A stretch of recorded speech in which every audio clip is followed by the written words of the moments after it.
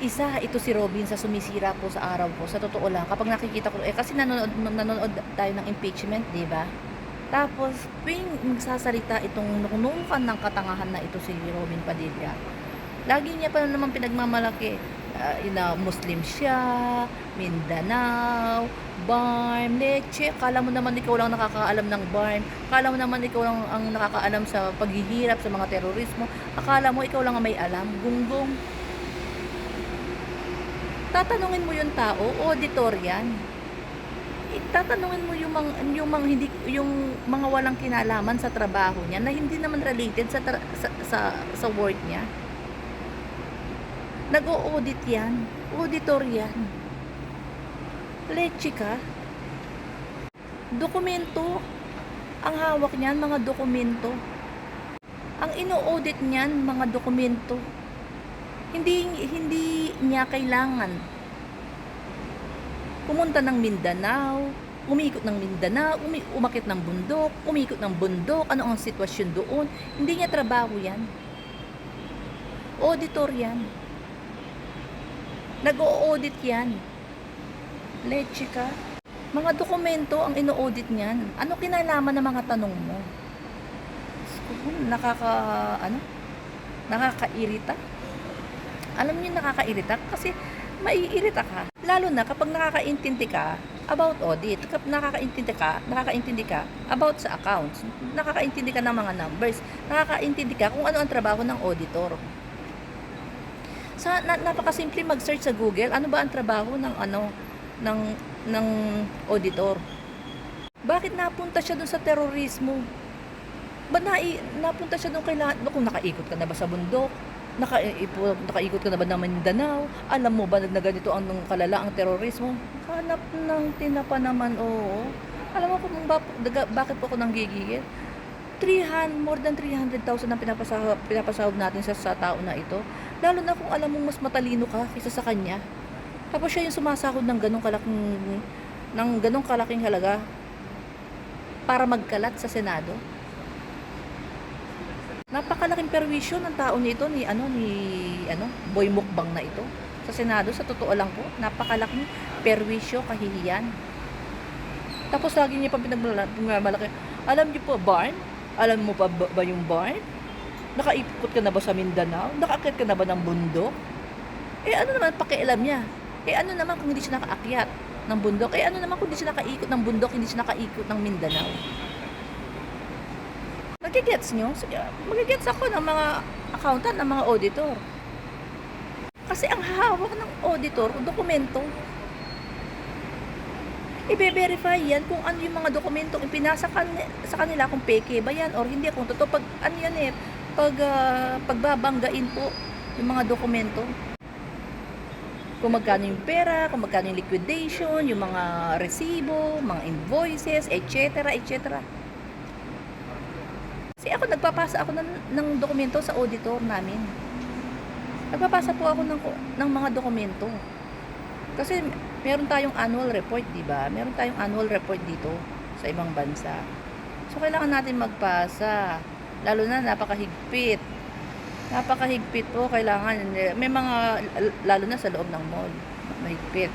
Kung hindi, magkakaroon ka ng fine kapag wala sa tamang doon sa petsa na kailangan isubmit mo yung iyong audit report. Yearly yan. Siyempre, ihahanda mo yung mga dokumento. Pag may mga kulang, magre-request uli sila na may itong dokumento na ito kailangan namin. Diba? Dokumento ang hawak niyan. Hindi naman yung mountain climber. Nakaakyat ka na ba? Bakit, Robin? Ikaw lang ba nakaakyat ng bundok? Ang tanong ko, ikaw lang ba nakaakyat ng bundok? Ikaw lang ba ang may alam about terrorism? Kung gaano kalala? Hindi ba nga sabi, nung nanalo si Digong, kausap niya. Kausap niya. Nagpapasalamat siya. Yung sa taga-bundok. Diba? Ano sabi ni Digong? Nung umano siya sa Congress, leftist ako. I'm a leftist, sabi niya. Komunista. Ano sabi mo? Kailan lang? Last week ba? Or last 2 weeks? Komunista ka, di ba? Kaya nga kayo puro pro-China dyan eh. Diba? Kaya never yung pinagtanggol ang ating mga Coast Guard, ang mga Pilipino na nakikipaglaban sa West Philippine Sea. Yung mga sundalo natin na nagbabantay sa Sierra Madre, hindi nyo pinagtatanggol sa mga Chinese Coast Guard. Never. Pinagtanggol nyo ba? Hindi. Mga leftist kayo, di ba? Komunista kayo, di ba? So, wag kami, Robin. Tsaka wag mong dalhin yan sa Senado yung katangahan mo. Pwede ba? Paulit-ulit na lang. 3 araw ang hearing ng impeachment at 3 araw ka, every week, 3 araw ka nagkakalat. Wala ba nagtuturo sa yung mga mga staff mo? Gawin mo akong staff. Papatalinuhin kita, hayop ka. Magre-research muna ako bago ko ilatag sa iyo yung mga itatanong mo. Kung magmumukha kang tanga. Para malaman, para medyo maganda-ganda naman ang image mo. Ako, stop mo.